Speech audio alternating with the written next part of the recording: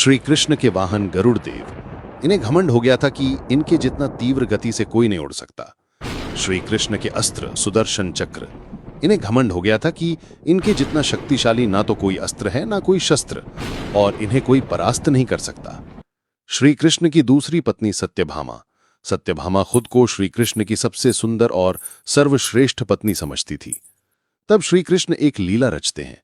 गरुड़ से कहते हैं कि जाओ और हनुमान जी जहां कहीं भी हों उनसे जाकर कहो कि भगवान राम ने आपको याद किया है और उन्हें साथ में ले खड़ाओ।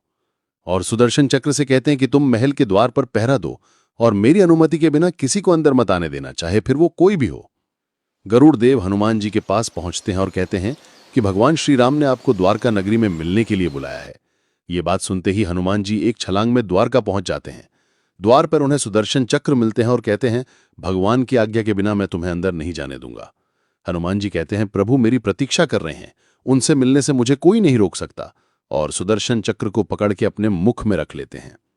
हनुमान जी को देखते ही कृष्ण हनुमान जी को राम अवतार में दर्शन देते हैं। सत्यभामा को देखकर हनुमान जी कहते हैं, प्रभु ये दासी कौन है और सीता माता कहाँ है? तभी वहां रुक्मिणी जी आती हैं और हनुमान उन्हें सीता मां पुकारकर चरण स्पर्श करते हैं। ये देखकर सत्यभामा चौंक जाती है।